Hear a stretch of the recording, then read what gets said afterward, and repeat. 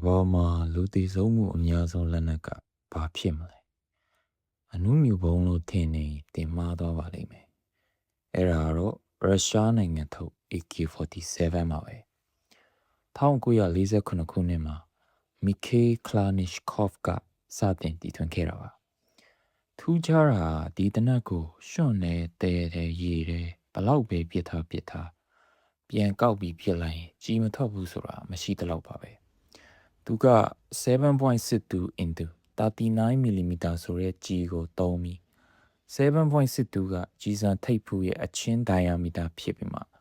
39ဆိုတာတော့ကြီးခွန်ရဲ့အရှည်ဖြစ်ပါတယ်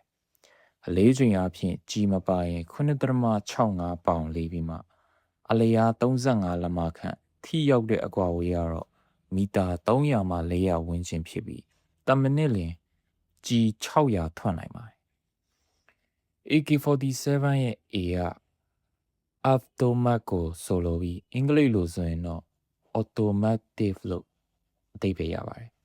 K ကတော့တီထွင်သူ Kalashnikov ရဲ့နာမည်ပါဒီတနက်ဟာရိုးရှင်းလုံးလို့အစိပ်ပိုင်း၈ခုပဲရှိပြီးစက္ကန့်ပိုင်းအတွင်းဖြုတ်တတ်နိုင်ပါတယ်ကမ္ဘာပေါ်မှာဒီတနက်ကိုနိုင်ငံချို့ရဲ့နိုင်ငံတော်အလံတွေမှာတော့ထည့်သွင်းထားတာတွေ့နိုင်ပါတယ်ဥပမာမိုဇမ်ဘစ်နိုင်ငံရဲ့အလံဖြစ်ပါတယ်AK-47 ကိုတီထွင်ခဲ့တဲ့မီခေးကလာနစ်ကော့ဖ်ဟာဒုတိယကမ္ဘာစစ်အတွင်း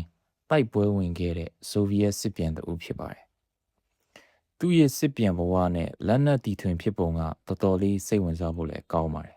။သူကဒုတိယကမ္ဘာစစ်အတွင်းဆိုဗီယက်တပ်မတော်မှာတင့်ကားတပ်မှုအဖြစ်တာဝန်ထမ်းဆောင်ခဲ့တာပါ။1940ခုနှစ် Bryansk တိုက်ပွဲမှာသူ့ရဲ့တင့်ကား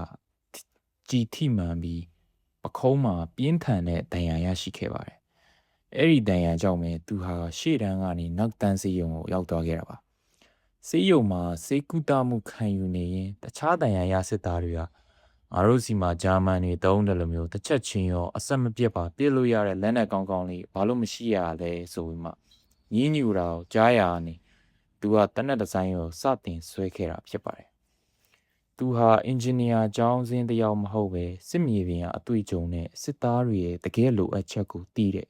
စစ်ပြန်တယောက်ဖြစ်နေလို့လဲ AK-47 ဟာကြမ်းတမ်းတဲ့ဒဏ်ကိုခံနိုင်ရရှိပြီးမှ300လွယ်ကူတဲ့လက်နက်ဖြစ်လာတာလို့ဆိုကြပါတယ်သူကိုယ်တိုင်ကလည်းနောင်တစ်ချိန်မှာကျွန်တော်ဟာစစ်သားတယောက်ပါစစ်သားတယောက်အတွက်ဒီလက်နက်ကိုလုပ်ခဲ့တာပါလို့ပြောကြားခဲ့ပူပါတယ် AK-47 နဲ့သူ့ရဲ့မျိုးကွဲAK variant တွေကြောင့်တေဆုံးသူဟာအများဆုံးဖြစ်ပြီးတစ်နှစ်ကို2000ကနေ3000ကြားမှာရှိနေနိုင်တယ်လို့တချို့တော့သူတေသနာစာဆောင်တွေကဖော်ပြကြပါတယ် AK-47 ဟာမှောင်ခိုဈေးကွက်မှာအများဆုံးဖြစ်ပြီးစစ်ပွဲတွေပဏိပခတွေမှာမှတ်တမ်းမရှိပဲတုံးဆွဲနေတာကြောင့်လည်းပါပါတယ်တကယ် AK-47 အစစ်အပြင်နိုင်ငံအများအပြားကခွင့်ပြုချက်မရှိပဲပုံတူထုတ်လုပ်ထားတဲ့ AK ပုံစံတူတွေကလည်းတန်ပေါင်းများစွာရှိနေပါတယ်။ဥပမာမြန်မာပြည်ထဲမှာဆိုရင်တရုတ်က AK ပုံတူကူးထားတဲ့ Type 56ဆိုတဲ့တနက်မျိုးတွေပေါ့။အာဖရိကအရှေ့အလယ်ပိုင်းနဲ့လက်တင်အမေရိကနိုင်ငံတွေကပြည်တွင်းစစ်နဲ့ဂိုင်းစတာတိုက်ပွဲတွေမှာဒီလက်နက်ကိုအဓိကသုံးစွဲနေကြတာဖြစ်ပါတယ်။ဒီလက်နက်ကြောင့်လူများပြားတေဆုံးနေရတဲ့အပေါ်တီထွင်သူမီခေးကလာနစ်ကော့ဖ်ကကိုယ်တိုင်လည်းစိတ်မကောင်းဖြစ်ခဲ့ပူပါတယ်။သူကွယ်လွန်ခါနီးမှာရုရှားအသင်းတော်တွေစီပေးပို့တဲ့စာတစ်စောင်ထဲမှာတော့ကျွန်တော်တီထွင်ခဲ့တဲ့ rifle ကြောင့်လူတွေရဲ့အသက်ဆုံးရှုံးခဲ့ရတဲ့အတွက်ကျွန်တော်မှာဝိညာဉ်ရေးရာအရာနာကျင်ခံစားနေရတယ်လို့ရေးသားခဲ့ပါတယ်။ AK-47 ဟာနိုင်ငံကိုကာကွယ်ဖို့တီထွင်ခဲ့တာဖြစ်ပေမဲ့ယနေ့မှာတော့ကမ္ဘာပေါ်မှာလူသေဆုံးမှုအများဆုံးလက်နက်တစ်ခုဖြစ်နေရပါတယ်